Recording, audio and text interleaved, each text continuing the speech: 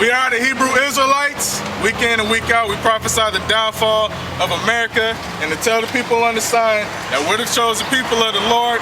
And also, I want to start off by giving all praises to Yahweh, by Hashem, Yahweh Shai, for this truth and to add his testimony. And also to basically proclaim that we come in the name of Yahweh, by Hashem, Yahweh Shai, as all the ancient prophets like Jeremiah, you know, all the prophets throughout the scriptures. So first, I would like to start off with James 5 and 10. Somebody can get that. Because pretty much we going in on Nate Satan again because he did a video talking about the name and that we don't have the name of the real name of the Lord and that we're not going to know the name until the kingdom. Well, that pretty much by the scriptures, that's pretty much false because pretty much without the name of the Lord, you can't be a man of the Lord. So. This is James chapter 5, verse 10. Take, my brethren, the prophets who have spoken in the name of the Lord for an example of suffering, affliction, and of patience. Right, to take an example of the prophets that have spoke in the name of the Lord. I mean, and he does have to have a name, and we can know it in captivity. So, here's an example of that, you know, that I highlighted. This is Jeremiah chapter 26, verse 8. Now it came to pass when Jeremiah had made an end of speaking all that the Lord had commanded him to speak unto all the people, that the priests and the prophets and all the people took him, saying, Thou shalt surely die. Why hast thou prophesied in the name of the Lord Yahweh, saying, This house shall be like Shiloh, and this city shall be desolate without an inhabitant. And all the people were gathered against Jeremiah in the house of the Lord. So there you go. Whenever you know the prophets came on the scene, like Jeremiah, you know, and all the other prophets, pretty much we was persecuted for speaking in the name of Yahweh, by Hashem, Yahweh Shai. So also what Nate stated was 2nd Ezra 2 and verse 47. He stated that it was talking about pretty much, now it wasn't talking about standing stiffly for the name, which actually if one of y'all can get that, because I kind of got, if you can get 2nd Ezra, the 2nd chapter.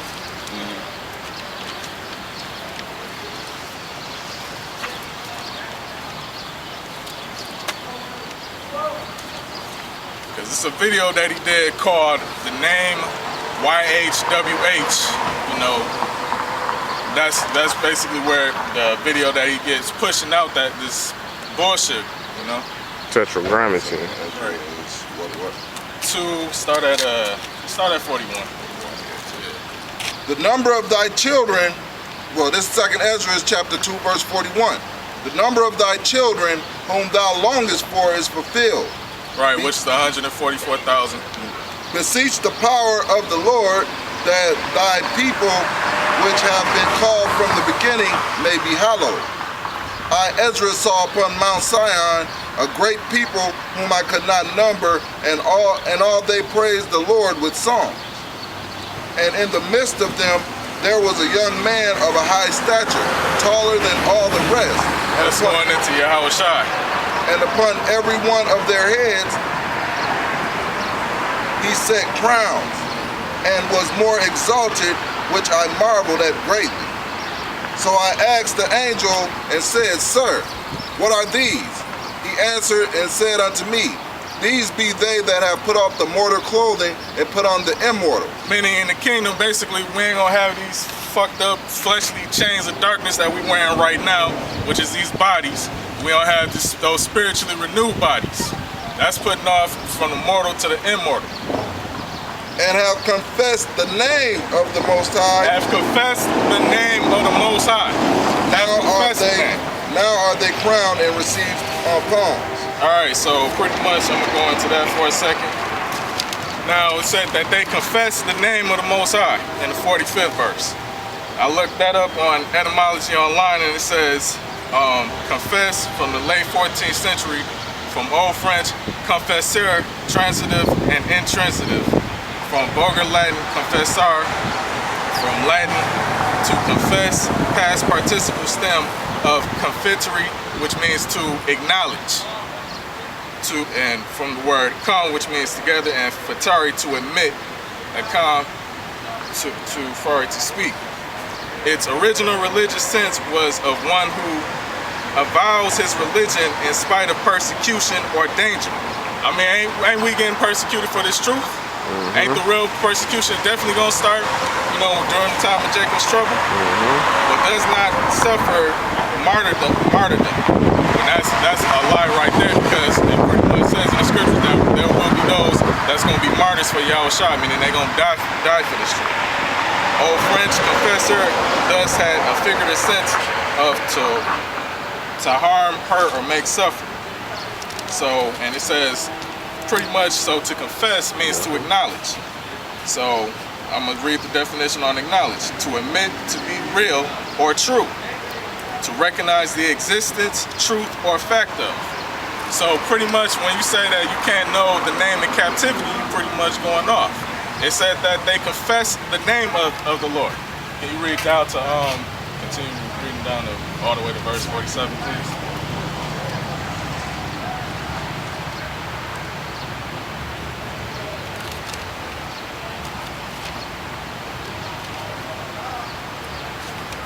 Second Ezra, chapter 2, verse 46. Then said I unto the angel, what young person is that crowneth them and giveth them palms in their hand? So he answered and said unto me, it is the Son of God, whom they have confessed in the world. Then began I greatly to commend them that stood so stiffly for the name of the Lord. Right. So basically what Nate, Ray basically stated was that that's not talking about the name, but it was talking about the word and the laws, which pretty much is synonymous. Keeping confessing the name of the Most High and being stiff for the law, statutes, and commandments, that's synonymous. It goes hand in hand with each other. So, yeah, what did we use? Revelations, you get Revelations 19 and 13. I got it. This is Exodus chapter 6. I'm gonna start at 1. Then the Lord, which it will say Yahweh because it's all in caps.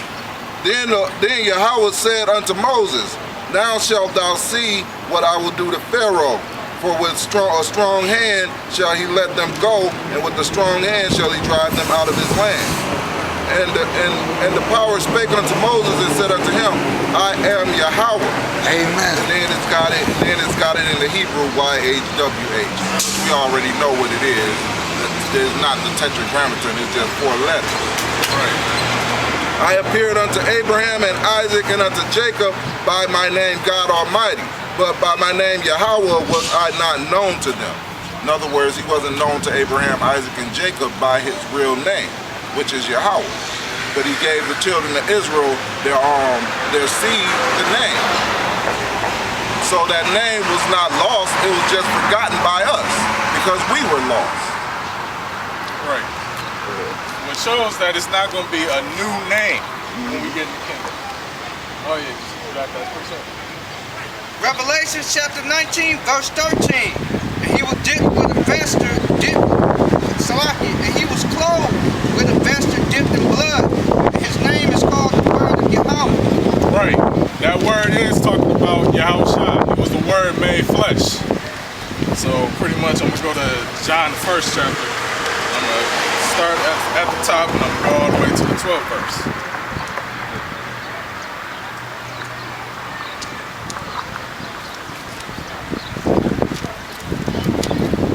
This is St. John chapter 1 starting at 1.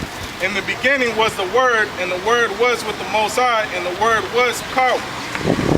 The same was in the beginning with the Most High. So at the beginning, Yahushua was the first begotten Spirit of Yahweh.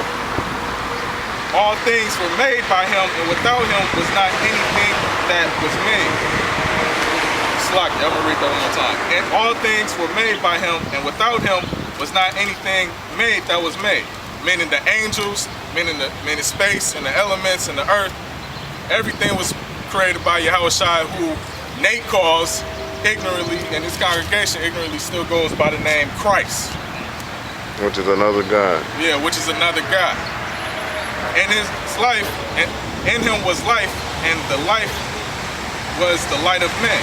And the light shineth in darkness, and the darkness comprehended it not. Which pretty much 2/3, and some of you false prophets, y'all will be considered still in the darkness because y'all can't see the truth. There was a man sent from the Most High whose name was John. The same came for a witness to bear testimony. The same came for a witness to bear witness of the light, that all men through him might believe. He was not that light, but was sent to bear witness of that light. That was the true light which lighteth every man that cometh into the world. He was in the world, and the world was made by him, and the world knew him not. He came unto his own, and his own received him not. But as many as received him, to them gave he power to become the sons of the Most High, even to them that believe on his name. So therefore, how is you going to be renewed and become a son of the Most High without knowing his name? God and Jehovah, God is just a title. Jehovah, that's a transliteration.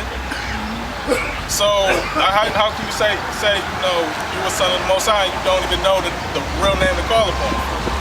Y'all got any precepts? Yeah. This is Isaiah chapter 48, verse 9.